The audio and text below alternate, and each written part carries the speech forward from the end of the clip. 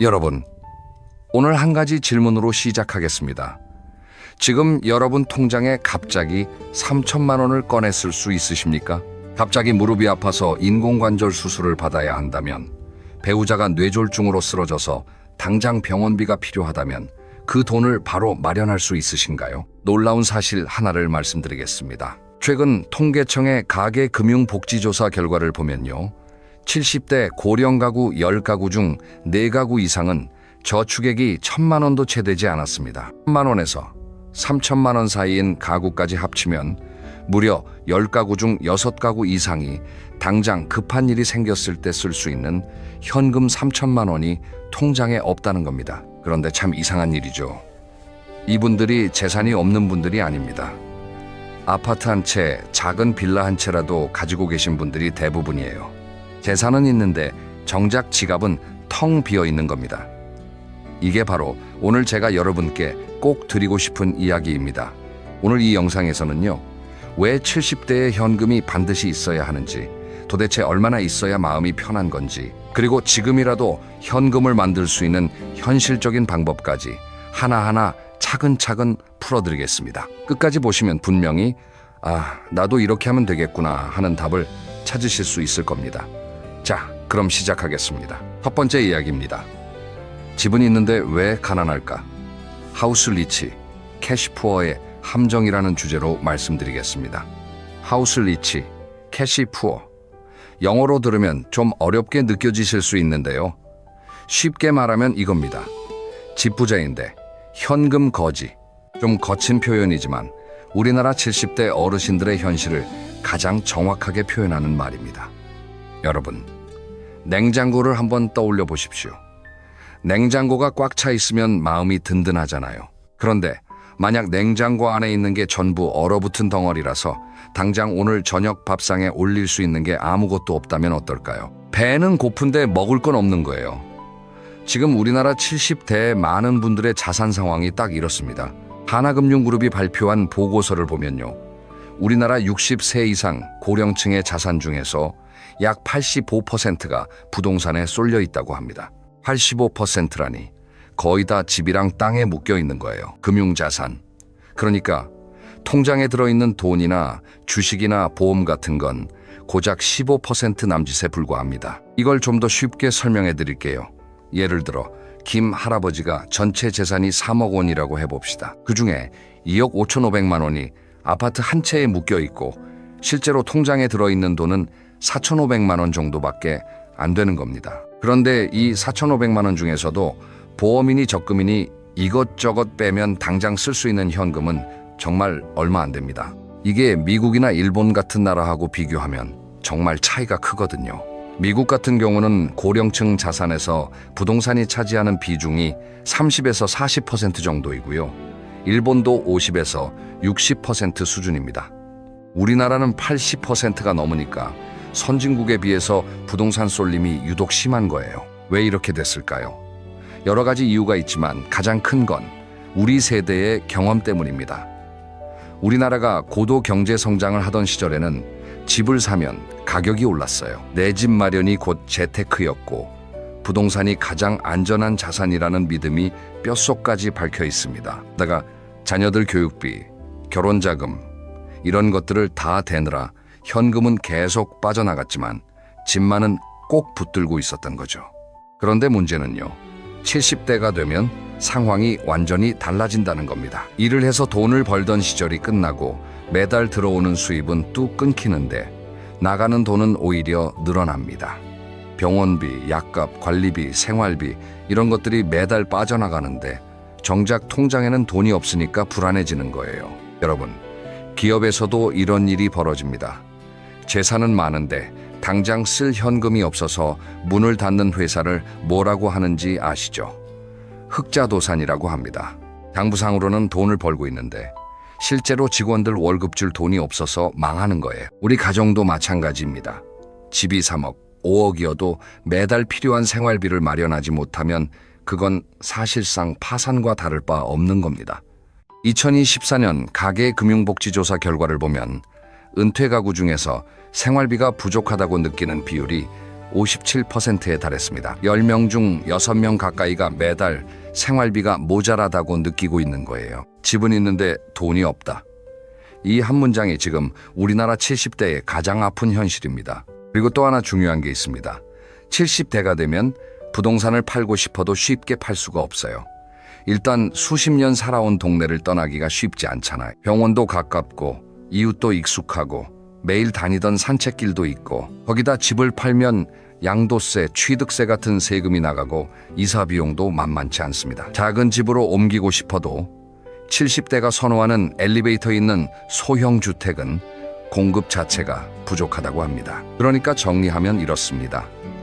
우리나라 70대 어르신들은 재산은 있는데 그 재산의 대부분이 부동산에 꽁꽁 묶여 있어서 정작 매달 필요한 생활비와 비상금을 마련하기가 너무 어려운 상황이라는 겁니다. 이게 바로 현금이 왜 중요한지를 말해주는 첫 번째 이유입니다. 자, 그러면 두 번째 이야기로 넘어가겠습니다.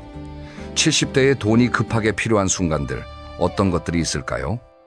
젊었을 때는 돈이 급하게 필요한 일이 생겨도 어떻게든 벌어서 메꿀 수 있었습니다. 야근을 더 하든 아르바이트를 하든 대출을 받던 방법이 있었어요. 그런데 70대가 되면 그런 선택지가 대부분 사라집니다. 소득은 끊겼고 은행에서 대출을 해주려고 하지도 않아요. 바로 이 점이 70대의 현금을 갖고 있어야 하는 핵심적인 이유입니다. 첫째, 의료비 폭탄입니다.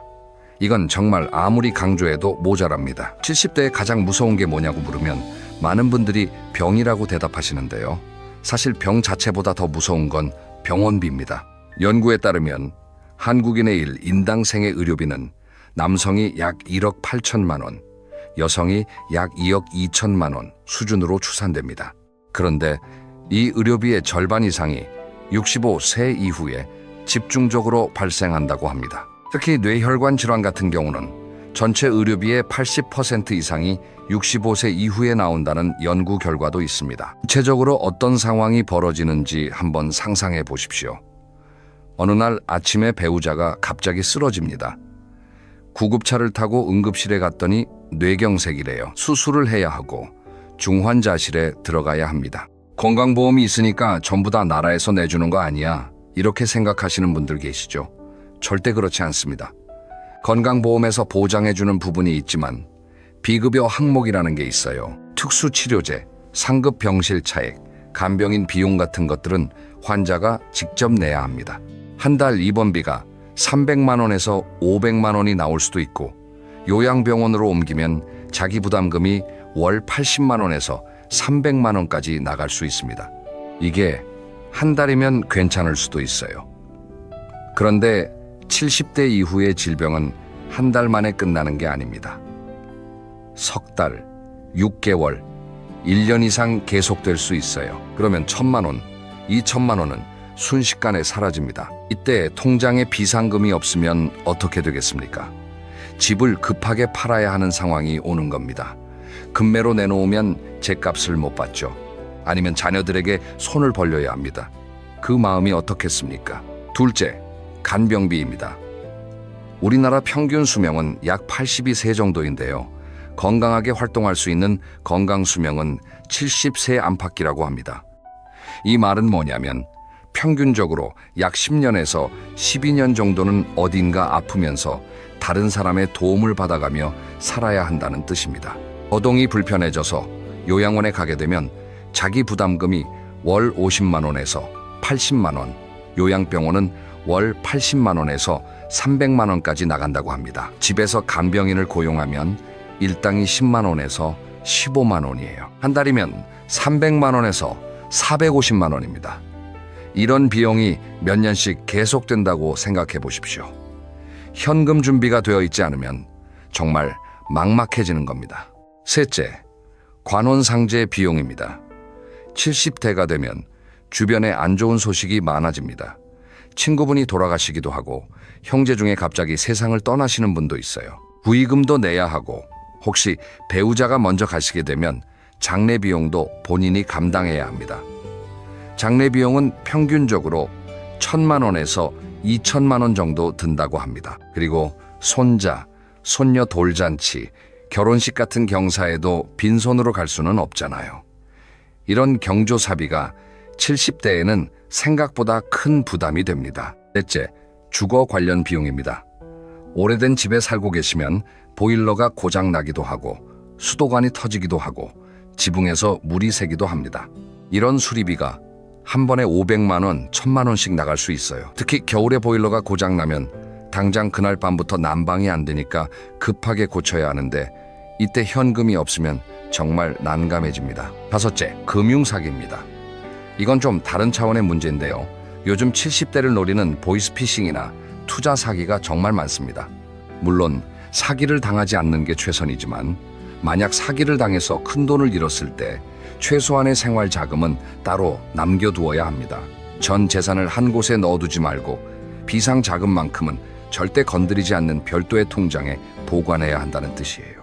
이 5가지 상황 중에서 단 하나도 겪지 않을 자신이 있으시다면 그분은 정말 축복받은 분입니다. 하지만 현실적으로 70대를 보내면서 이 중 한두 가지는 반드시 겪게 됩니다. 그때 현금이 있느냐 없느냐가 여러분의 노후 삶의 질을 완전히 바꿔놓는 겁니다. 자, 여기까지 들으시면 이런 생각이 드실 수 있습니다.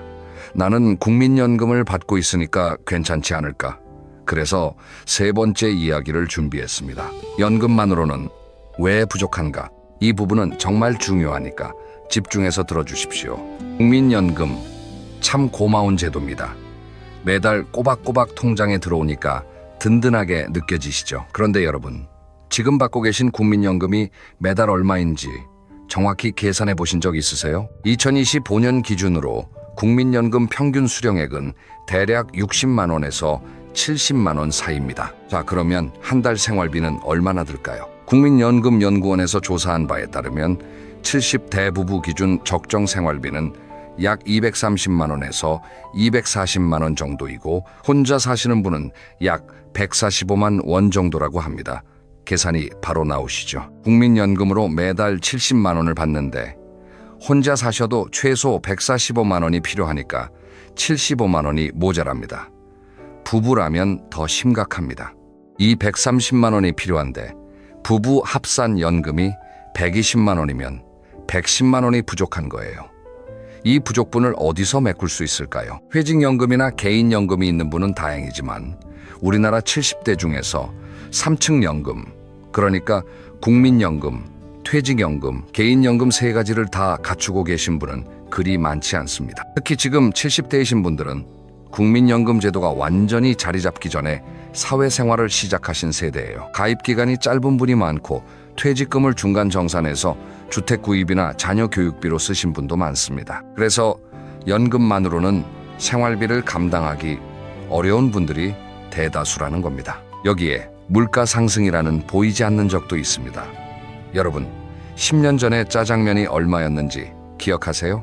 지금은 많이 올랐잖아요. 물가는 계속 오르는데 연금 인상률은 그 속도를 따라가지 못합니다. 지금 70만 원이 5년 후, 10년 후에는 실질적으로 50만 원, 40만 원의 가치밖에 안 될 수 있다는 얘기입니다. 한 가지 더 중요한 이야기를 드리겠습니다. 연금의 가장 큰 약점이 뭔지 아십니까? 매달 정해진 금액만 나온다는 겁니다. 매달 꼬박꼬박 들어오는 건 좋은데 갑자기 1,000만 원, 2,000만 원이 필요한 상황에서는 아무 소용이 없어요. 앞에서 말씀드렸던 것처럼 배우자가 갑자기 쓰러져서 수술비로 2,000만 원이 필요하다고 해봅시다. 연금이 매달 100만 원씩 나오더라도 2,000만 원을 모으려면 20개월이 걸립니다. 이래서 연금과 현금은 역할이 다른 겁니다. 연금은 매달 흘러들어오는 냇물이에요. 목마를 때 한 모금씩 마실 수 있는 물이죠. 하지만 현금은 갑자기 불이 났을 때 쏟아부을 수 있는 물탱크입니다. 평소에는 가만히 있지만 위기 상황에서 나를 구해주는 거예요. 냇물도 필요하고 물탱크도 필요합니다. 둘 다 있어야 안전한 거예요. 선진국에서는 이 점을 잘 알고 있어서요. 은퇴 설계를 할 때 연금만 준비하는 게 아니라 반드시 비상현금도 따로 마련하도록 교육하고 있습니다. 미국, 일본, 독일 같은 나라의 노인분들에게 매달 주요 수입원이 뭐냐고 물어보면 연금이라고 답한다고 해요. 하지만 그와 별도로 비상자금은 꼭 갖고 있습니다. 자, 그러면 이제 가장 중요한 질문에 답을 할 차례입니다. 도대체 현금을 얼마나 갖고 있어야 할까요? 네 번째 이야기입니다. 그러면 현금은 얼마나 있어야 할까? 이 질문에 대한 답은 사실 사람마다 다릅니다. 서울에 사시는 분과 시골에 사시는 분은 생활비가 다르고 건강 상태도 다르고 가족 상황도 다르니까요. 그래서 일률적으로 얼마라고 말씀드리기는 어렵지만 기본적인 계산법은 있습니다. 전문가들이 공통적으로 이야기하는 첫 번째 기준은 최소 6개월에서 1년치 생활비를 현금으로 보유하라는 겁니다. 예를 들어 한 달 생활비가 200만 원이라면 200만 원 곱하기 12개월에서 2,400만 원 정도는 언제든 꺼내 쓸 수 있는 형태로 갖고 있어야 한다는 거예요. 그런데 여기서 끝이 아닙니다. 70대에는 앞서 말씀드린 것처럼 의료비 같은 큰 지출이 갑자기 발생할 수 있잖아요. 그래서 생활비와는 별도로 비상의료자금을 추가로 마련해야 합니다. 이 금액은 최소 2천만 원에서 3천만 원 정도로 잡는 것이 안전합니다. 정리하면 매달 생활비 200만 원 기준으로 1년치 생활비 2,400만 원의 비상의료자금 3천만 원을 더하면 약 5,400만 원입니다. 물론 넉넉하게 잡으면 7천만 원에서 1억 원까지도 권장하는 전문가가 있습니다. 여기서 일본의 사례를 한번 비교해 보겠습니다. 일본은 우리나라보다 먼저 초고령화를 경험한 나라입니다. 일본 70대 가구의 46%가 저축액이 1,000만 엔, 우리 돈으로 약 9천만 원 이상을 보유하고 있다고 합니다. 일본의 70대 거의 절반이 현금성 자산으로 1억 원 가까이 갖고 있다는 뜻이에요. 왜 그러냐면 일본은 오래전에 부동산 버블이 꺼진 경험이 있어요. 집값이 반토막 나는 걸 직접 겪었던 세대이기 때문에 부동산보다 현금을 더 신뢰하게 된 겁니다. 우리나라는 아직 부동산에 대한 믿음이 강하지만 일본의 사례를 보면 현금의 중요성을 무시해서는 안 된다는 걸 알 수 있습니다. 물론 이렇게 말씀드리면 나는 그렇게 큰 돈이 없는데 어떡하지? 하고 걱정되실 수 있습니다. 그래서 현실적인 기준을 하나 더 드리겠습니다. 전문가들은 전체 자산에서 금융자산, 그러니까 현금화할 수 있는 자산의 비율을 최소 30%에서 50%까지 높이라고 조언합니다. 지금 전체 자산이 3억 원이라면 그중 9천만 원에서 1억 5천만 원 정도는 부동산이 아닌 통장이나 예금이나 채권 같은 형태로 갖고 있어야 한다는 거예요. 이건 한꺼번에 만들어야 하는 게 아닙니다. 지금부터 조금씩 할 수 있는 만큼 현금 비중을 높여가면 됩니다. 중요한 건 방향을 아는 거예요. 지금 내 자산이 부동산에 너무 몰려있다는 걸 인식하고 조금씩이라도 현금 쪽으로 옮겨가는 노력을 시작하는 것이 핵심입니다. 그리고 한 가지 더 말씀드릴 게 있는데요. 현금이라고 해서 꼭 은행 보통 예금에만 넣어두라는 뜻은 아닙니다. 언제든 꺼내 쓸 수 있는 유동성을 유지하면서도 약간의 이자를 받을 수 있는 방법도 있어요. 이건 다섯 번째 이야기에서 좀 더 자세히 다루겠습니다. 여기서 잠깐 한 가지 질문을 드리겠습니다. 혹시 지금 이 영상을 보시면서 우리 집은 부동산밖에 없는데 그럼 어떻게 현금을 만들지? 하고 고민되시는 분 계시죠? 바로 그 이야기를 지금부터 하겠습니다. 다섯 번째 이야기입니다. 현금을 만드는 5가지 현실적인 방법. 제가 지금부터 말씀드리는 방법들은 당장 내일부터 알아볼 수 있는 현실적인 것들로만 골랐습니다. 너무 복잡하거나 전문적인 투자 이야기는 하지 않겠습니다. 우리 70대 어르신들이 직접 실행할 수 있는 것 위주로 설명드리겠습니다. 첫째, 주택연금입니다. 주택연금은 본인 소유의 집을 담보로 맡기고 매달 일정 금액을 연금처럼 받는 제도입니다. 한국주택금융공사에서 보증을 해주기 때문에 안전합니다. 많은 분들이 주택연금에 대해서 오해를 가지고 계세요. 집을 나라에 빼앗기는 거 아니야? 이렇게 생각하시는 분이 있는데 전혀 그렇지 않습니다. 주택연금에 가입하셔도 그 집에 계속 사실 수 있어요. 돌아가실 때까지 사시고 나중에 받은 연금액을 정산한 후에 남는 부분은 자녀에게 상속도 가능합니다. 예를 들어 볼게요. 공시가격 3억 원짜리 집에 사시는 73분이 주택연금에 가입하시면 매달 약 90만 원에서 100만 원 정도의 연금을 받을 수 있습니다. 이걸 국민연금과 합치면 상당한 월 수입이 되겠죠. 그리고 주택연금에는 수시 인출 기능이라는 것도 있어서 의료비 같은 목돈이 필요할 때 한꺼번에 일정 금액을 뺐을 수도 있습니다. 그러니까 주택연금은 매달 나오는 생활비도 되고 비상시 현금 역할도 할 수 있는 일석이조의 방법인 거예요. 둘째, 다운사이징입니다. 다운사이징이라는 말이 좀 어려울 수 있는데 쉽게 말하면 지금 사시는 큰 집을 팔고 좀 더 작고 저렴한 집으로 옮기는 것을 말합니다. 70대가 되면 자녀들은 이미 다 독립했잖아요. 통계를 보면 65세 이상 가구 중에서 1인 또는 2인 가구 비중이 80%가 넘습니다.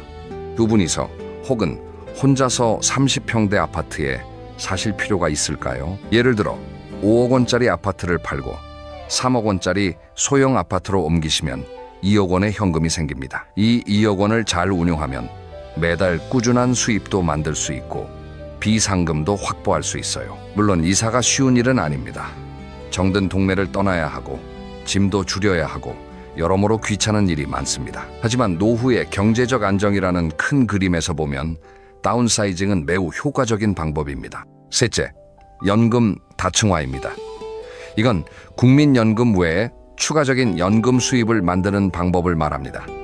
3층 연금이 기본이고 4층, 5층까지 쌓을 수 있습니다. 4층 연금은 바로 방금 말씀드린 주택연금이나 농지연금이 해당됩니다. 5층 연금은 개인적으로 추가 가입하는 연금보험이나 타깃 인컴 펀드, 약자로 TIF라고 부르는 상품이 있어요. 이건 매달 일정한 수익을 배당 형태로 돌려주는 금융 상품인데 70대 이후에 안정적인 현금 흐름을 만드는 데 도움이 됩니다. 또 하나, 최근에는 종신보험의 사망보험금을 살아있을 때 연금으로 전환할 수 있는 제도도 나왔습니다. 혹시 예전에 가입해놓은 종신보험이 있으시다면 이걸 연금으로 바꿀 수 있는지 보험사에 한번 문의해 보시는 것도 좋겠습니다. 넷째, 금융자산 재배치입니다. 이건 어려운 투자를 하라는 뜻이 아닙니다. 지금 가지고 계신 금융자산의 구조를 좀 정리하자는 거예요. 예를 들어 오래전에 가입해서 이자가 거의 안 붙는 적금이나 수익률이 너무 낮은 보험이 있다면 이걸 정리해서 좀 더 유리한 상품으로 옮기는 겁니다. 70대에 맞는 금융 원칙이 있습니다. 100에서 자기 나이를 빼라는 법칙인데요. 70세이시면 100에서 70을 빼서 30, 즉 전체 금융자산의 30% 정도만 주식이나 펀드 같은 공격적 상품에 나머지 70%는 예금이나 채권 같은 안전한 상품에 넣으라는 뜻입니다. 중요한 건 절대 대박을 노리지 마시라는 것. 70대의 투자 목표는 대박이 아니라 잃지 않는 것입니다. 연 3%에서 4% 정도의 안정적인 수익이면 충분합니다. 다섯째, 근로소득 활용입니다. 70대에 무슨 일을 하느냐고 생각하실 수 있지만 사실 요즘은 70대에도 일하시는 분들이 많습니다. 통계에 따르면 70대 취업률이 30%를 넘었다고 해요. 10명 중 3명은 어떤 형태로든 일을 하고 계시다는 겁니다. 꼭 힘든 육체 노동을 하라는 게 아닙니다. 경비 일을 하시는 분도 있고 아파트 관리를 하시는 분도 있고 본인의 전문 분야에서 상담이나 교육을 하시는 분도 있어요. 정부에서도 노인 일자리 사업을 통해 다양한 일자리를 제공하고 있습니다. 일을 하면 두 가지 좋은 점이 있습니다. 첫째는 당연히 추가 수입이 생깁니다. 한 달에 50만 원에서 100만 원이라도 벌면 그만큼 비상금을 모으는 속도가 빨라지고 저축 자산이 줄어드는 속도도 늦출 수 있어요. 둘째는 사회적 활동을 유지할 수 있다는 겁니다. 70대에 아무 역할 없이 집에만 계시면 몸도 마음도 빠르게 쇠약해집니다. 적절한 활동은 건강 유지에도 큰 도움이 됩니다. 이 5가지 방법을 한꺼번에 다 하실 필요는 없습니다. 본인 상황에 맞는 한두 가지부터 시작하시면 됩니다. 주택연금이 맞는 분이 있고 다운사이징이 더 현실적인 분이 있고 근로소득이 가능한 분이 있을 겁니다. 중요한 건 어떤 방법이든 시작하는 거예요.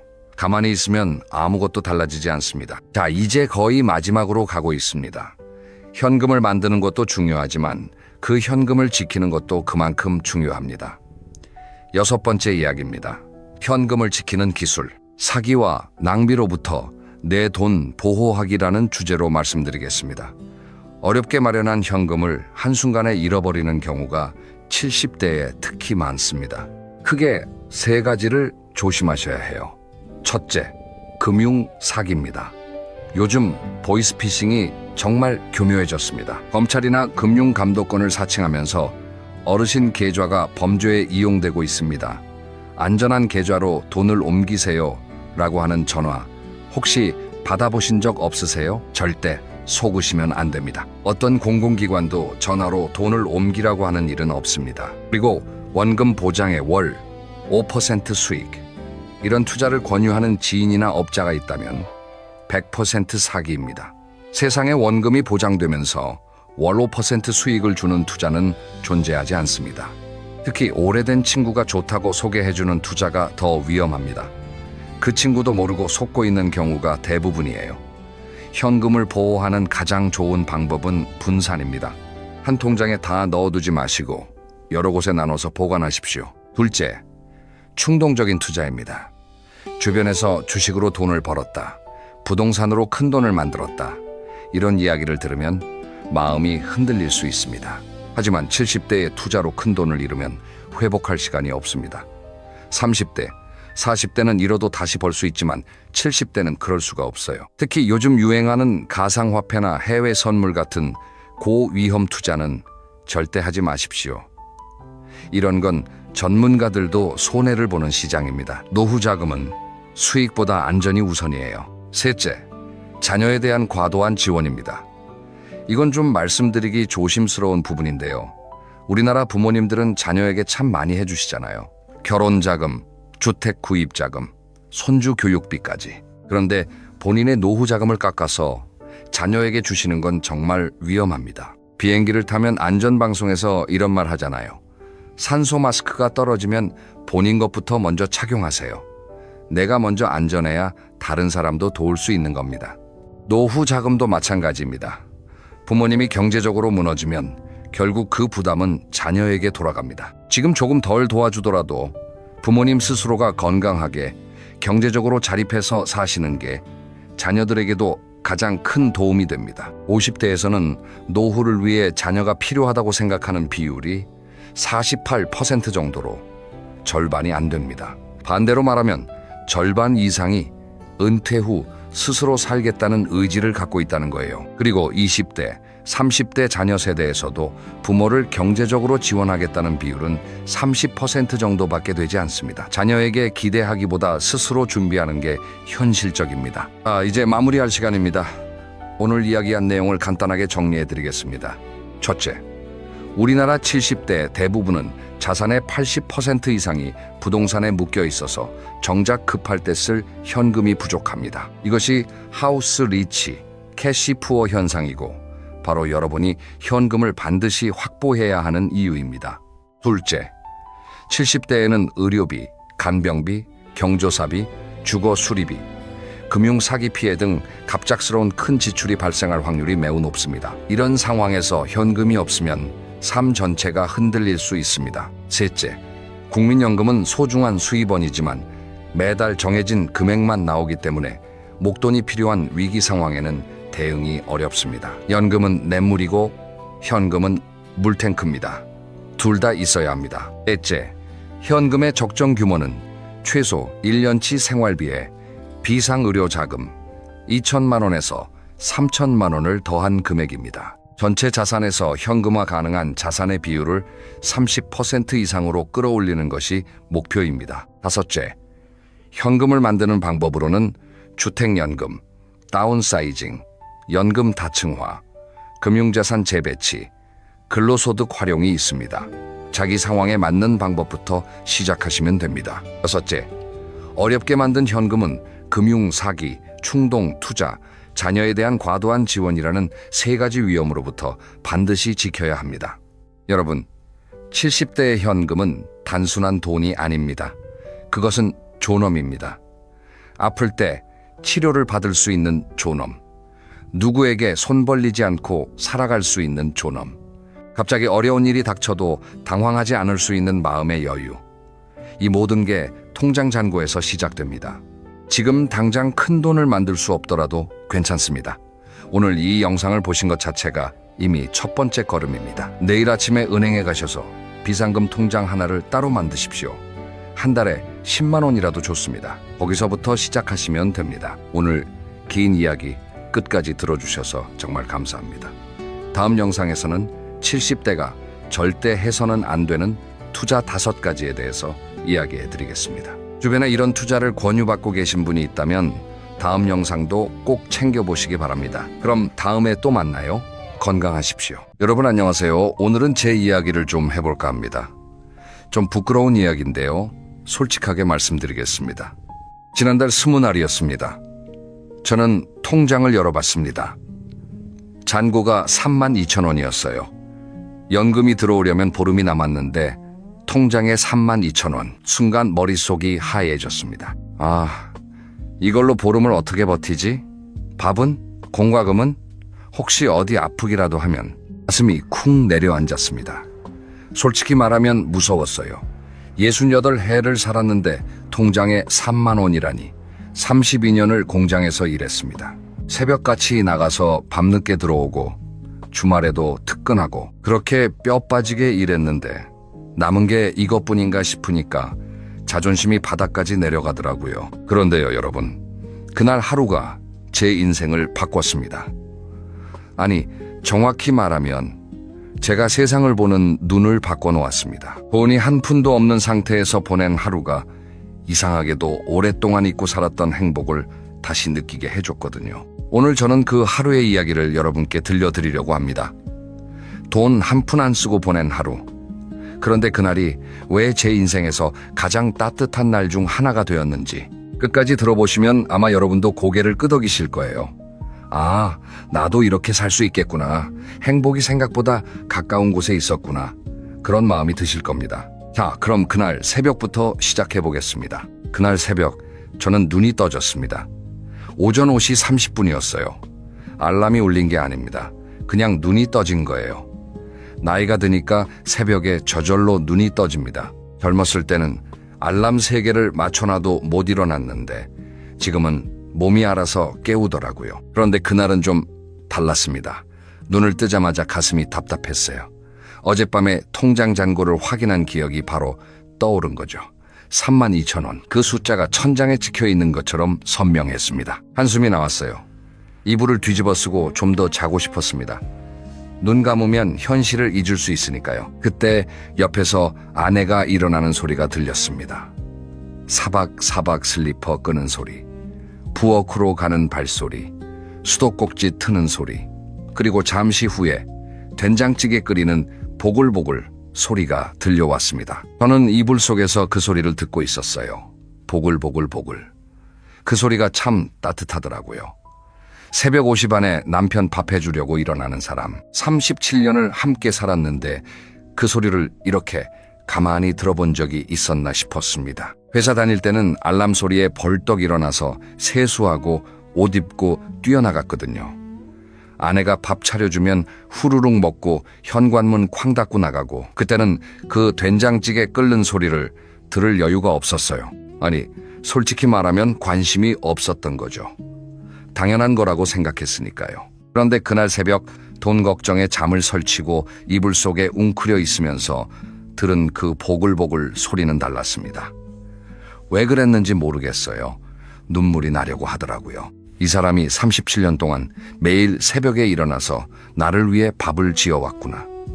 내가 돈을 많이 벌 때도 지금처럼 통장에 3만 원밖에 없을 때도 한결같이 저는 이불을 걷고 일어났습니다. 부엌으로 갔어요. 아내가 깜짝 놀라면서 물었습니다. 어머, 왜 벌써 일어났어요? 저는 괜히 헛기침을 하면서 대답했죠. 그냥 잠이 깨서. 사실은 된장찌개 소리가 나를 불러서 일어난 건데 그 말은 차마 못했습니다. 68 먹은 남자가 그런 말을 하기엔 좀 쑥스러웠거든요. 아내가 차린 아침 밥상을 보겠습니다. 된장찌개 하나, 계란 프라이 2개, 김치, 그리고 어제 남은 콩나물 무침. 이게 전부였어요. 솔직히 화려한 밥상은 아니었습니다. 냉장고에 남은 것들로 만든 거니까요. 그런데 여러분, 그 밥상 앞에 앉았을 때 느낌이 이상했습니다. 배가 고프니까 된장찌개 국물을 한 숟가락 떴는데 그게 그렇게 맛있을 수가 없는 거예요. 뜨끈한 국물이 목을 타고 내려가면서 속이 확 풀리는 느낌. 이 맛이었구나. 회사 다닐 때는 점심마다 밖에서 사 먹었습니다. 10,000원짜리 백반만 2,000원짜리 김치찌개 정식 가끔은 동료들이랑 30,000원짜리 고기도 먹었죠. 그런데 그 비싼 밥들이 이 된장찌개보다 맛있었나? 지금 생각해보면 잘 모르겠어요. 그때는 배를 채운 거였지 마음까지 채운 건 아니었던 것 같습니다. 아내가 맞은편에 앉아서 저를 봅니다. 맛있어요? 저는 고개를 끄덕였어요. 맛있다. 그 짧은 대화가 참 좋았습니다. 거창한 말이 아니어도 마주 앉아서 같은 밥을 먹고 같은 국물을 나누는 것. 그게 얼마나 큰 행복인지 저는 그날 처음 알았습니다. 밥을 다 먹고 나니까 기분이 좀 나아졌어요. 아까 이불 속에서 느꼈던 그 답답함이 조금 풀렸습니다. 배가 부르니까 세상이 조금은 견딜만 하더라고요. 사람이 참 단순하죠. 따뜻한 밥 한 끼면 마음까지 따뜻해지니까요. 그런데 문제가 있었습니다. 밥은 먹었는데 하루를 어떻게 보내야 할지 막막했어요. 회사 다닐 때는 아침부터 저녁까지 할 일이 빽빽했잖아요. 그런데 퇴직하고 나니까 하루가 이렇게 긴 줄 몰랐습니다. 24시간이 이렇게 길었나? 시계를 볼 때마다 바늘이 안 움직이는 것 같았어요. 더구나 돈도 없으니 어디 나가서 뭘 할 수도 없었습니다. 커피숍, 아메리카노 한 잔에 4,500원입니다. 영화, 중장년 할인받아도 7,000원입니다. 마트에서 장보기, 돈이 있어야 장을 보죠. 뭘 하든 돈이 드는 세상이에요. 돈 없이 할 수 있는 게 뭐가 있을까? 저는 운동화를 신고 밖으로 나갔습니다. 특별히 어디 가려는 게 아니었어요. 그냥 집에만 있으면 답답하니까 걸어보자 싶었던 거죠. 목적지 없이 그냥 걷기 시작했습니다. 아파트 단지를 빠져나와서 동네 골목길로 접어들었어요. 아침 7시쯤이었을 겁니다. 출근하는 사람들이 바쁘게 걸어가고 있었습니다. 양복 입은 젊은 사람, 교복 입은 학생 유모차 끌고 가는 젊은 엄마, 다들 어디론가 가야 할 곳이 있는 사람들이었어요. 저는 갈 곳이 없었습니다. 그런데 이상하게도 그게 나쁘지 않았어요. 바쁘게 지나가는 사람들을 보면서 생각했습니다. 나도 32년 동안 저렇게 뛰어다녔지. 매일 아침 지하철에 몸을 밀어넣고 회사까지 1시간 반을 서서 가고 도착하면 이미 지쳐 있었어요. 그런데 지금은 아무 데도 안 가도 됩니다. 아무도 나를 기다리지 않습니다. 그게 외롭기도 하지만 한편으로는 자유롭기도 하더라고요. 골목길을 걷다가 작은 공원이 나왔습니다. 동네에 있는 조그만 공원이에요. 놀이터 하나, 벤치대 6개, 느티나무 몇 그루, 별거 없는 공원인데 그날따라 그 공원이 다르게 보였습니다. 벤치에 앉았어요. 아침 햇살이 비치고 있었습니다. 나무십 사이로 들어오는 햇빛이 바닥에 그림자를 만들더라고요. 바람이 불면 그림자가 살랑살랑 흔들리고 새소리가 들렸습니다. 참새인지 뭔지 짹짹짹짹 하면서 나무 사이를 날아다니고 있었어요. 여러분, 저는 이 동네에 15년을 살았습니다. 그런데 이 공원에 앉아서 새소리를 들어본 적이 한 번도 없었어요. 출근할 때는 이 공원 앞을 지나가면서 시계만 봤거든요. 지하철 놓치면 안 되니까. 퇴근할 때는 너무 지쳐서 빨리 집에 가고 싶으니까 고개를 숙이고 걸었고요. 이 공원에 이렇게 예쁜 나무가 있었는지, 새가 이렇게 많이 사는지 전혀 몰랐습니다. 돈이 없으니까 비로소 보이는 게 있더라고요. 돈이 있을 때는 커피숍에 가서 4,500원짜리 커피를 마시면서 핸드폰을 봤거든요. 그게 휴식이라고 생각했어요. 그런데 지금 돈 한 푼 안 들이고 벤치에 앉아서 햇살을 맞고 있으니까 이게 진짜 휴식이구나 하는 생각이 드는 거예요. 공원에 앉아 있으니까 동네 어르신들이 하나둘씩 나오시기 시작했습니다. 아침 운동 나오신 분들이에요. 반갑게 인사를 하셨어요. 여기 앉아 계시네. 산책 나오셨어요? 저도 인사했습니다. 네, 날씨가 좋아서요. 그 중에 한 분이 옆에 앉으셨어요. 김 선생님이라고 불리는 분인데 저보다 4살 위 72살이신 분이에요. 이분이 말을 걸어오셨습니다. 요즘 어때요? 건강은 좀 괜찮아요? 저는 건강 이야기를 시작으로 이런저런 대화를 나눴습니다. 날씨 이야기, 동네 이야기, 자녀 이야기, 특별한 내용은 아니었어요. 그런데 그 대화가 좋았습니다. 왜 좋았냐면요. 아무런 목적이 없는 대화였거든요. 회사 다닐 때 나누는 대화는 전부 목적이 있었어요. 보고회의, 지시, 협조 요청. 전부 무언가를 위한 대화였죠. 퇴직하고 나서도 모임에서 나누는 대화는 요즘 뭐 하고 지내? 돈은 좀 모아놨어? 이런 식으로 서로 비교하게 되는 대화가 많았고요. 그런데 김 선생님과 나눈 대화는 달랐어요. 어제 텃밭에 상추 심었는데 잘 자라더라고. 우리 집 앞 골목에 고양이가 새끼를 낳았어.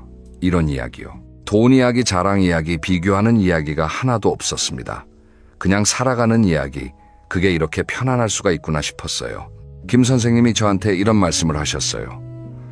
나는 매일 아침 여기 와서 1시간씩 앉아 있어. 그냥 앉아서 바람 쐬고 지나가는 사람 구경하고. 처음에는 할 일 없어서 나온 건데 지금은 이 시간이 하루 중에 제일 좋아. 저는 그 말이 귀에 꽂혔습니다. 할 일 없어서 나왔는데 그게 하루 중 가장 좋은 시간이 되었다고요. 돈이 드는 일이 아닙니다. 특별한 장비가 필요한 것도 아니고요. 그냥 나와서 앉아 있는 것뿐인데 그게 행복이 될 수 있다니. 저도 그날부터 깨달았어요. 행복에는 입장료가 없다는 걸. 이 공원에 들어오는데 돈 내는 사람 없잖아요. 햇살 쬐는데 요금 내는 사람 없잖아요. 바람 맞는데 결제하는 사람 없잖아요. 자연이 주는 것들은 전부 공짜입니다. 그런데 우리는 그 공짜를 누릴 줄 몰랐던 거예요. 돈 주고 사는 것들에만 익숙해져 있으니까요. 공원에서 1시간쯤 앉아 있다가 일어났습니다. 좀 더 걸어보고 싶었거든요. 동네 뒷산 쪽으로 올라가는 산책로가 있어요. 정식 등산로는 아니고 동네 사람들이 다니면서 자연스럽게 만들어진 길이에요. 오르막이 좀 있지만 힘들 정도는 아닙니다. 천천히 올라갔습니다. 급할 것 없으니까 쉬엄쉬엄 갔어요. 회사 다닐 때는 등산도 빨리빨리 했거든요. 정상 찍고 빨리 내려와야 한다면서 씩씩거리며 올라갔는데 지금은 그럴 필요가 없잖아요. 한 발 한 발 천천히 올라가면서 주변을 둘러봤습니다. 흙 냄새가 나더라고요. 축축한 흙 냄새. 어렸을 때 시골 외갓집 마당 냄새가 떠올랐습니다. 풀 냄새도 나고 나무 사이로 바람이 지나가면 나무잎이 살랑거리는 소리가 들리고 이게 전부 공짜입니다. 산 중턱쯤 올라가니까 벤치가 하나 있었어요. 거기 앉아서 동네를 내려다봤습니다. 아파트들이 줄줄이 서 있고 그 사이로 도로가 보이고 작은 상가들이 보이고 제가 15년을 살아온 동네인데 이렇게 위에서 내려다본 적은 처음이었어요. 거기 앉아서 생각했습니다. 저 아파트 안에서 사는 사람들 다들 각자의 걱정이 있겠지. 돈 걱정, 건강 걱정, 자녀 걱정. 나만 힘든 게 아니구나. 다들 각자의 무게를 지고 살아가고 있구나. 그 생각을 하니까 이상하게 마음이 좀 가벼워졌어요. 나만 불행한 게 아니라는 사실이 이상하게도 위로가 되더라고요. 산을 내려오는 길에 주민센터 앞을 지나갔습니다. 평소에는 그냥 지나쳤던 곳인데 그날은 입구에 붙어있는 안내문이 눈에 들어왔어요. 시니어 무료 프로그램 참가자 모집, 서예 기타 요가 컴퓨터 교실 영어 회화 전부 무료였습니다. 저는 깜짝 놀랐어요. 이런 게 있었어? 15년을 살았는데 주민센터에서 이런 프로그램을 하는 줄 전혀 몰랐거든요. 안내문을 찬찬히 읽어봤습니다. 서예 교실이 눈에 들어왔어요. 매주 수요일 오전 10시부터 낮 12시까지 참가비 무료 재료도 제공. 서예를 배워보고 싶었던 적이 있었거든요. 그런데 바빠서 돈 들어서 이런저런 핑계로 미뤄왔었는데 지금은 시간도 많고 돈이 없어서 오히려 무료 프로그램이 딱 맞는 상황이 된 거예요. 참 아이러니하죠? 돈이 없어서 발견한 기회라니. 집으로 돌아오니 오전 11시가 조금 넘었습니다. 산책하고 공원에서 쉬고 산책로 올라갔다 내려오고 주민센터 구경하고 3시간 반 정도를 밖에서 보냈는데 돈은 한 푼도 안 썼어요. 그런데 기분은 좋았습니다. 몸도 적당히 피곤하고 마음도 한결 가벼워졌고 집에 들어가니까 아내가 부엌에 있었어요. 냉장고를 열어보고 있더라고요. 저도 옆에 가서 같이 냉장고를 들여다봤습니다. 냉장고 상황을 말씀드리면요. 솔직히 풍족하지는 않았습니다. 계란 5개, 두부 반모 감자, 3개 양파 2개, 대파 1단, 고춧가루 된장간장, 그리고 김치통에 김치가 좀 남아 있었고요. 냉동실에 밥 한 덩이랑 만두 몇 개가 있었습니다. 아내가 한숨을 쉬었어요. 뭘 해먹지? 예전 같으면 그냥 밖에서 먹자 했을 겁니다. 동네 김치찌개 집에서 1인분에 8,000원, 둘이 먹으면 16,000원, 부담 없는 금액이었으니까요. 하지만 지금은 16,000원이 부담되는 상황이었습니다. 통장에 32,000원밖에 없으니까요. 저는 아내한테 말했습니다. 있는 것들로 뭐 만들어 먹자. 내가 도와줄게. 아내가 좀 놀란 표정을 지었어요. 37년을 함께 살면서 제가 부엌에서 요리를 도와주겠다고 한 적이 거의 없었거든요. 회사 다닐 때는 나는 돈 벌어오는 사람, 당신은 집안일 하는 사람, 이런 식으로 나눠져 있었으니까요. 지금 생각하면 정말 부끄러운 일입니다. 내가 감자를 깎기 시작했습니다. 저는 옆에서 양파를 썰었어요. 양파를 써는데 눈물이 나더라고요. 양파 때문인지 아니면 다른 이유 때문인지 잘 모르겠지만요. 아내가 감자전을 부치자고 했습니다. 감자를 갈아서 부침개 반죽을 만들고 양파를 송송 썰어놓고 프라이팬에 기름 두르고 지글지글 부치기 시작했어요. 부엌에 고소한 냄새가 퍼졌습니다. 저는 옆에서 두부를 썰었습니다. 두부에 간장 양념장을 만들어 끼얹으면 반찬 하나가 되거든요. 간장에 참기름 좀 넣고 깨 뿌리고 대파 송송 썰어 넣고 이렇게 하면 꽤 그럴듯한 두부 요리가 됩니다. 아내와 나란히 서서 요리를 했습니다. 37년 만에 처음이에요. 아내가 웃었습니다. 당신이 부엌에 서 있으니까 어색하다. 저도 웃었어요. 나도 어색해. 둘이 키득키득 웃었습니다. 그 웃음이 참 좋았어요. 감자전이 노릇노릇하게 부쳐졌습니다. 두부 양념도 완성됐고요. 어제 남은 김치를 접시에 담고 된장찌개를 또 끓였습니다. 아침에 먹은 그 된장찌개에 두부랑 감자를 좀 더 넣어서 새로 끓인 거예요. 밥상을 차렸습니다. 감자전, 양념 두부, 김치 된장찌개, 밥 5가지. 식당에서 사 먹으면 글쎄요, 10,000원은 내야 할 밥상이에요. 그런데 우리는 냉장고에 있던 재료로 추가 비용 0원에 이 밥상을 차린 겁니다. 여러분, 그 밥상 앞에 앉았을 때 느낌을 뭐라고 말씀드려야 할까요? 뿌듯함? 아니, 그것보다 더 큰 감정이었어요. 내가 만든 밥이라는 것, 아내와 함께 만든 밥이라는 것, 그리고 돈 한 푼 안 들었다는 것. 이 3가지가 합쳐져서 묘한 감동이 되더라고요. 감자전을 한 입 베어 물었습니다. 바삭하고 고소했어요. 솔직히 맛집 감자전보다 맛있었냐고 물으시면 객관적으로는 아닐 수도 있어요. 하지만 제 입에는, 제 마음에는 그날 그 감자전이 인생 최고의 감자전이었습니다. 아내가 맞은편에서 감자전을 먹으면서 말했어요. 이거 괜찮은데? 당신이 양파 써는 솜씨가 은근히 있어. 별것 아닌 칭찬인데 기분이 좋았습니다. 68배 받는 칭찬이 이렇게 기분 좋은 줄 몰랐어요. 밥을 먹으면서 아내와 이런저런 이야기를 나눴습니다. 평소에는 TV 켜놓고 밥 먹거든요. 뉴스 보면서 후루룩 먹고 일어나는 게 습관이었어요. 그런데 그날은 TV를 안 켰습니다. 그냥 둘이 마주보고 앉아서 이야기를 했어요. 아내가 물었어요. 당신 오늘 아침에 산책 갔다 왔어? 응. 뒷산 올라갔다 왔어. 좋았어? 응, 좋았어. 거기서 동네가 다 보이더라. 나도 내일 같이 가도 돼? 그럼 같이 가자.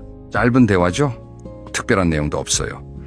그런데 이 대화가 밥 먹으면서 마주 보고 나누는 이 대화가 얼마만인지 모르겠습니다. 회사 다닐 때는 밥 먹으면서 대화할 시간이 없었고 퇴직하고 나서도 각자 핸드폰 보면서 먹었거든요. 아내가 무슨 생각을 하는지, 요즘 뭐가 좋고 뭐가 힘든지 물어본 적이 언제였는지 기억이 안 났어요. 그때 깨달았습니다. 아, 나는 37년 동안 이 사람 옆에 있으면서 이 사람을 잘 모르고 살았구나. 바쁘다는 핑계로, 피곤하다는 핑계로 마주 앉아 이야기하는 시간을 아껴왔구나. 시간을 아낀 게 아니라 가장 소중한 시간을 버린 거였습니다. 밥을 다 먹고 설거지를 했습니다. 이것도 제가 했어요. 아내가 또 놀라더라고요. 오늘 왜 이래? 무슨 일 있어? 없어요. 아무 일 없어요.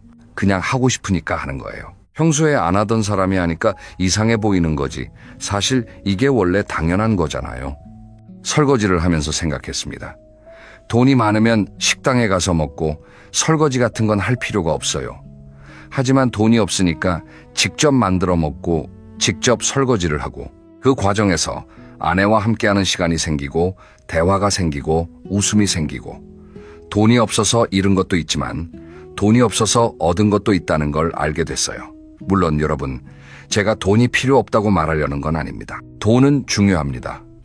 돈이 없으면 힘든 게 사실이에요. 하지만 돈이 없는 상황에서도 행복을 찾을 수 있다는 것, 그걸 말씀드리고 싶은 겁니다. 점심을 먹고 나니까 오후 1시쯤 됐습니다. 좀 졸렸어요. 나이가 드니까 점심 먹고 나면 꾸벅꾸벅 졸리거든요. 소파에 누워서 30분 정도 낮잠을 잤습니다. 에어컨도 히터도 안 틀고 그냥 이불 하나 덮고 잤어요. 창문을 살짝 열어놓으니까 바람이 들어오면서 적당히 시원하더라고요. 낮잠에서 깨니까 오후 1시 30분이었어요. 몸이 개운했습니다. 아내는 거실에서 TV를 보고 있었어요. 저는 슬리퍼를 끌고 안방으로 갔습니다. 뭘 하려고 간 건 아니었는데 옷장 옆에 있는 서랍장이 눈에 들어왔어요. 그 서랍장은 잡동사니를 넣어두는 곳이에요. 뭐가 들어있는지 솔직히 저도 잘 몰랐습니다. 심심하니까 한번 열어봤어요. 오래된 물건들이 가득 들어있더라고요.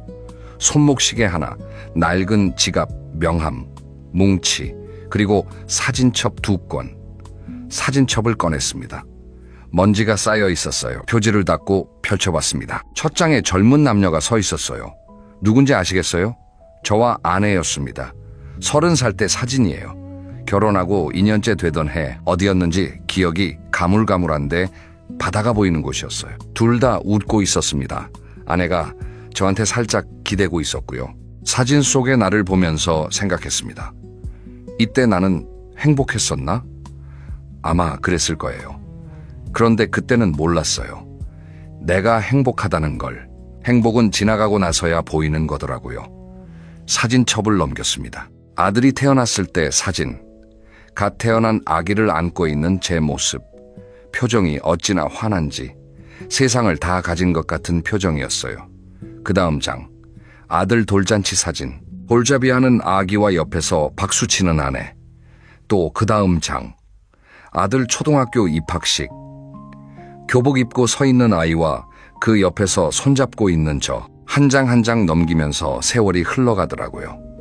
사진 속에서 저는 점점 나이가 들었습니다. 머리카락이 하나둘 빠지고 배가 나오고 주름이 생기고 아내도 마찬가지였어요. 하지만 사진마다 웃고 있었습니다. 가족 여행 사진, 명절 가족 사진 아들, 졸업식 사진, 전부 웃는 얼굴이에요. 그때 아내가 방으로 들어왔습니다.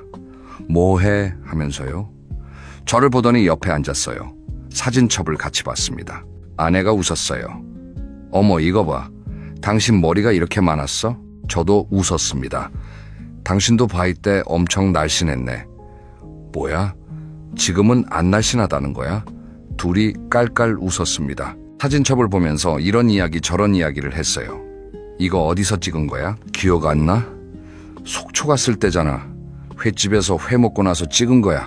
아, 맞다. 그때 당신이 성게알 먹고 배탈 났잖아. 맞아. 숙소에서 밤새 화장실 들락거렸지. 여러분, 이 시간이 얼마나 좋았는지 모릅니다. 돈이 한 푼도 안 드는 시간이었어요. 서랍에서 사진첩 꺼내서 함께 보는 것뿐인데 시간이 훌쩍 지나가더라고요. 2시간이 넘게 사진첩을 봤습니다. 사진첩을 다 보고 나서 아내가 한마디 했어요. 우리 참 많이 살아왔다 그렇지? 저는 고개를 끄덕였습니다. 많이 살아왔어. 그리고 한마디 더 했어요. 근데 다 좋았어. 아내가 눈이 살짝 빨개지더니 고개를 돌리면서 말했습니다. 나도. 여러분, 사진첩 한 권이 이렇게 큰 행복을 줄 수 있습니다. 우리 집 서랍 어딘가에, 옷장 구석 어딘가에 이런 보물이 숨어 있을 거예요. 꺼내보세요. 사진첩을 정리하고 나니까 오후 4시가 좀 넘었어요. 아내가 잠깐 나갔다 올게 하면서 나가셨습니다.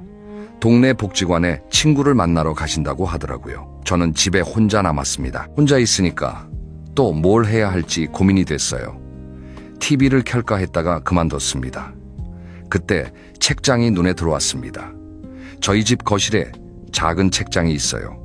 2년 전에 퇴직 기념으로 책을 몇 권 산 적이 있었는데 사놓고 한 번도 안 읽은 책들이 꽂혀 있었습니다. 그 중에서 한 권을 꺼냈습니다.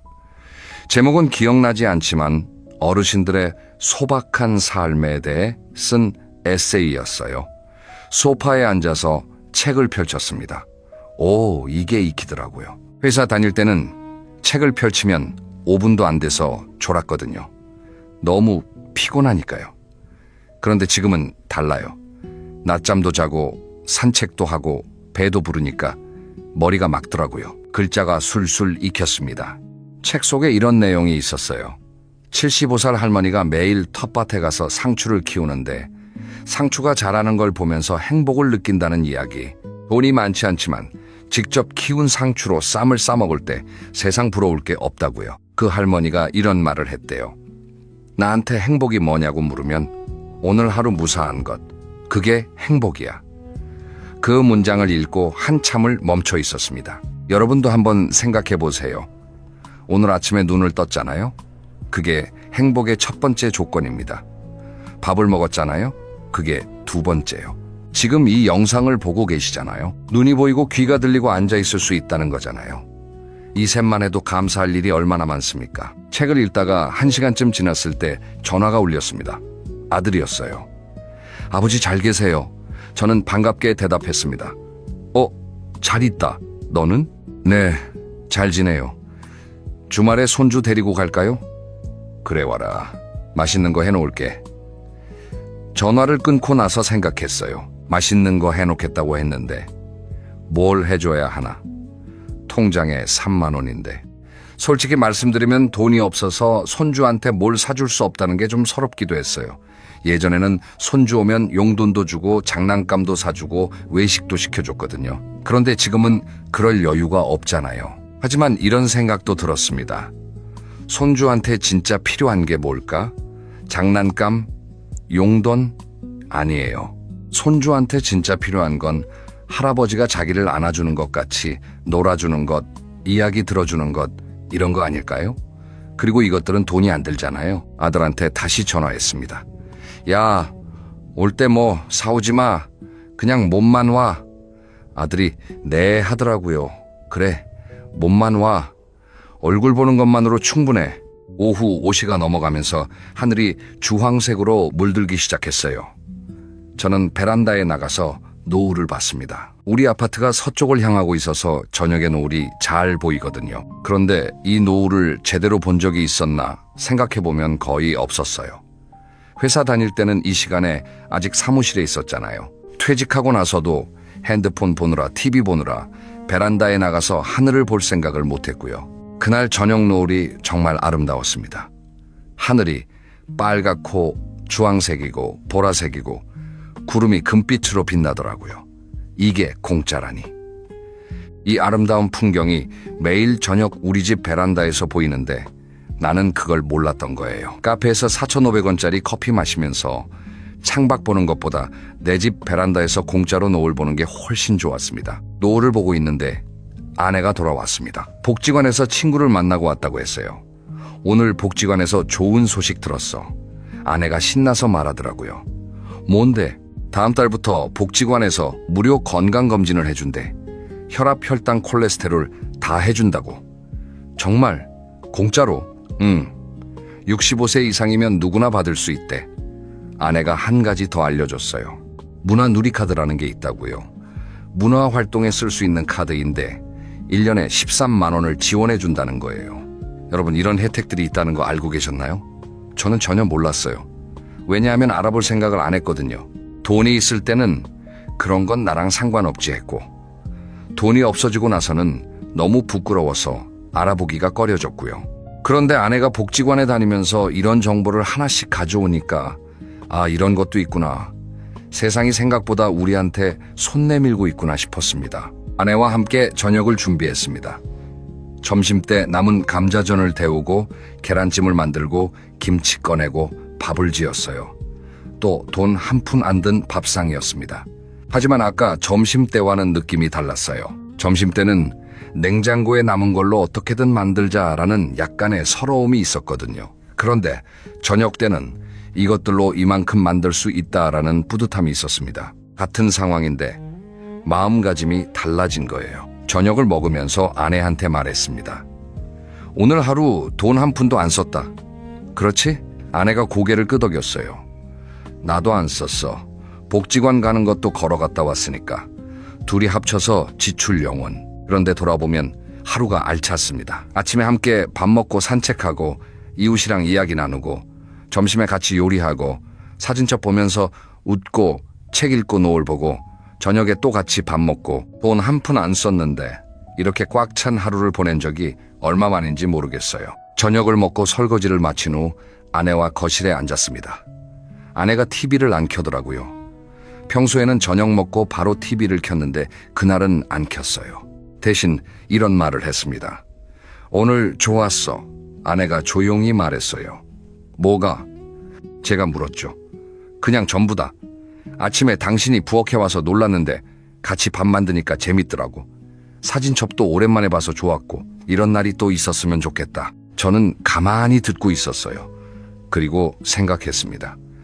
이 사람이 바라는 게 뭘까? 해외여행, 백화점 쇼핑, 고급 레스토랑? 아니었어요. 이 사람이 바라는 건 그냥 함께하는 시간이었습니다. 같이 밥 만들고 같이 사진 보고 같이 앉아있는 시간. 그게 전부였어요. 그런데 저는 37년 동안 그걸 몰랐습니다. 돈을 벌어오는 게 내 역할이라고 생각했고 돈으로 가족을 행복하게 해줄 수 있다고 믿었어요. 돈이 없으니까 비로소 알게 됐습니다. 아내가 원한 건 돈이 아니라 나의 시간이었다는 걸. 오후 8시쯤 오래된 친구한테 전화를 했습니다. 고등학교 동창인데 이름은 상호라고 하겠습니다. 상호야, 나야. 오랜만이다. 무슨 일이야? 아니, 그냥 전화해봤어. 그냥? 웬일이야, 그냥 전화하는 게? 친구도 놀라더라고요. 야, 내일 시간 되면 만나자. 어디서? 그냥 동네 공원이나 가자. 뭐 하게? 아무것도 안 하게. 그냥 앉아서 이야기하자. 상호가 웃었어요. 좋아, 그러자. 전화를 끊고 생각했습니다. 예전에는 친구를 만나면 반드시 어디 가서 뭘 했거든요. 고기 먹으러 가자, 술 한잔하자, 골프 치러 가자. 전부 돈이 드는 일이었어요. 한 번 만나면 적어도 5만 원에서 10만 원은 썼습니다. 그러다 보니 지갑이 얇아지면 만남도 줄어들더라고요. 그런데 오늘 제가 상호한테 제안한 건 공원에서 만나자는 거였어요. 비용 0원입니다. 생각해보면 진짜 좋은 친구는 비싼 데 데려가야 만족하는 친구가 아니라 공원 벤치에 앉아서 수다 떨 수 있는 친구인 것 같아요. 그리고 저녁 9시쯤 손주한테서 영상 통화가 왔습니다. 8살짜리 손녀인데 화면에 얼굴을 쑥 내밀고 할아버지! 하고 외치더라고요. 그 한마디에 하루의 피로가 싹 풀리는 느낌이었습니다. 할아버지, 오늘 뭐 했어? 손녀가 물었어요. 저는 대답했습니다. 할아버지, 오늘 산에 갔다 왔어. 산에? 뭐 봤어? 새가 있었어. 짹짹짹 하면서 노래 부르더라. 진짜? 무슨 새? 잘 모르겠어. 다음에 같이 가서 찾아보자. 좋아. 이 대화에 돈이 들었나요? 안 들었어요. 손녀의 웃는 얼굴을 보는데 필요한 건 전화기 하나뿐이었습니다. 손녀와 통화를 마치고 나니까 마음이 따뜻했어요. 이 따뜻함은 돈으로 살 수 없는 거예요. 아무리 비싼 선물을 사줘도 손녀가 할아버지 하고 부르는 그 한마디만큼 행복한 건 없거든요. 밤 10시가 되었습니다. 잠자리에 들 시간이에요. 이를 닫고 세수하고 잠옷으로 갈아입고 침대에 누웠습니다. 아내도 옆에 누웠어요. 천장을 보면서 오늘 하루를 돌아봤습니다. 아침 5시 반에 일어나서 지금 밤 10시까지 16시간 30분. 이 시간 동안 제가 쓴 돈은 정확히 0원이었습니다. 그런데 오늘 하루 저는 이런 것들을 했어요. 아내가 끓여준 된장찌개를 먹었습니다. 동네 공원에서 햇살을 쬐었습니다. 이웃 어르신과 대화를 나눴습니다. 뒷산 산책로를 걸었습니다. 주민센터에서 무료 프로그램을 발견했습니다. 아내와 함께 요리를 했습니다. 마주 앉아 밥을 먹으며 이야기했습니다. 오래된 사진첩을 꺼내 함께 봤습니다. 책을 읽었습니다. 베란다에서 노을을 봤습니다. 친구와 전화 통화를 했습니다. 손녀와 영상 통화를 했습니다. 영원으로 이만큼을 했어요. 놀랍지 않습니까? 저는 침대에 누워서 깨달았습니다. 행복은 돈이 만드는 게 아니라 관심이 만드는 거라는 걸. 제가 오늘 행복했던 이유는 돈이 있어서가 아니에요. 주변을 둘러볼 관심이 있었기 때문이에요. 아내의 된장찌개 끓이는 소리에 관심을 가졌고, 공원의 새소리에 관심을 가졌고, 사진첩 속 추억에 관심을 가졌고, 노을빛에 관심을 가졌고 손녀의 목소리에 관심을 가졌습니다. 돈이 있을 때는 이런 것들에 관심을 가질 필요가 없었어요. 커피숍에 가면 됐으니까, 맛집에 가면 됐으니까, 여행을 가면 됐으니까, 돈으로 행복을 사면 됐으니까요. 그런데 돈이 없으니까 돈으로 살 수 없는 행복을 찾게 된 거예요. 아이러니하지요. 물론 여러분, 다시 한번 말씀드리지만 돈이 필요 없다는 뜻이 아닙니다. 돈은 중요합니다. 하지만 제가 말씀드리고 싶은 건 돈이 부족하다고 해서 하루 전체가 불행할 필요는 없다는 거예요. 아침에 따뜻한 밥 한 끼, 이건 큰 돈이 안 들어요. 동네 한 바퀴 산책, 이건 공짜예요. 옆 사람과 나누는 대화, 이것도 공짜예요. 오래된 추억을 꺼내보는 시간, 역시 공짜예요. 저녁 노을, 공짜예요. 사랑하는 사람의 목소리, 전화 한 통이면 됩니다. 이런 것들이 모이면 돈 한 푼 안 써도 하루가 꽉 찹니다. 자, 그러면 여러분이 내일 당장 해볼 수 있는 것들을 정리해드리겠습니다. 첫째, 내일 아침 밥 먹을 때 TV를 끄세요. 그리고 옆 사람과 눈을 맞추면서 밥을 드세요. 대화를 나누세요. 뭐든 좋아요. 잘 잤어? 이 한마디면 충분합니다. 둘째, 식사 후에 동네를 걸어보세요. 목적지 없이, 시간 제한 없이 그냥 걸으세요. 주변을 둘러보면서 걸으세요. 셋째, 서랍이나 옷장을 뒤져보세요. 오래된 사진 편지 물건들이 나올 거예요. 그걸 꺼내서 보세요. 혼자 봐도 좋고 가족과 함께 보면 더 좋습니다. 추억은 아무리 꺼내봐도 닳지 않거든요. 넷째, 오래 연락 안 했던 사람에게 전화 한 통 하세요. 용건 없이 그냥 네 생각나서 전화했어. 이 한마디면 됩니다. 다섯째, 저녁에 베란다나 마당에 나가서 하늘을 보세요. 해질 엮이면 노을이 보일 거고 밤이면 별이 보일 거예요. 여러분, 오늘 저는 돈이 없어서 불행했던 이야기를 하려고 시작했는데 결국 돈이 없어서 행복했던 이야기를 하게 됐습니다. 참 이상하죠? 저는 그날 이후로 조금 달라졌어요. 아직도 통장 잔고는 넉넉하지 않습니다. 연금 날만 기다리는 건 여전하고요. 하지만 하루하루를 보내는 방식이 달라졌습니다.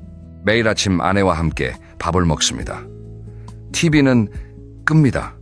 오전에는 동네를 걷습니다. 공원에서 김 선생님도 만나고요. 주민센터 서예교실에도 등록했어요. 매주 수요일마다 갑니다. 붓글씨가 은근히 재미있더라고요. 오후에는 책을 읽거나 아내와 이야기를 나눕니다. 저녁에는 함께 밥을 만들어 먹습니다.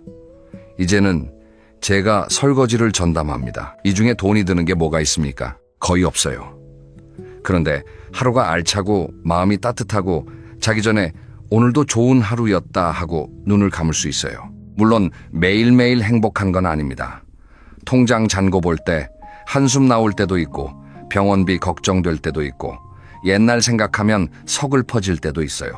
그건 솔직히 인정합니다. 하지만 그 사이사이에 작은 행복들이 있다는 걸 알게 됐고 그 작은 행복들을 놓치지 않으려고 노력하고 있습니다. 여러분한테도 그런 작은 행복이 있을 거예요. 지금 이 순간에도 여러분 곁에 있을 거예요. 다만 아직 발견하지 못한 것뿐일 수 있어요. 한번 찾아보세요. 멀리 있지 않습니다. 아주 가까이에 있어요. 된장찌개, 보글보글 소리에 공원 벤치의 햇살에 아내의 웃음에 손주의 목소리에 저녁 노을에 행복은 거기에 있었습니다. 처음부터 쭉. 다음 영상에서는 돈 한 푼 안 쓰고 건강을 지키는 방법에 대해 이야기해 보려고 합니다. 비싼 영양제 없어도 헬스장 안 다녀도 우리가 매일 할 수 있는 건강 습관들이 있거든요. 그 이야기를 다음에 자세히 들려드리겠습니다. 오늘 영상이 마음에 드셨다면 좋아요 한번 눌러주세요. 그리고 아직 구독 안 하신 분은 구독도 부탁드립니다. 여러분의 응원이 저한테 큰 힘이 됩니다. 오늘도 수고 많으셨습니다. 여러분은 충분히 잘하고 계십니다. 내일도 좋은 하루 보내시길 바랍니다. 감사합니다.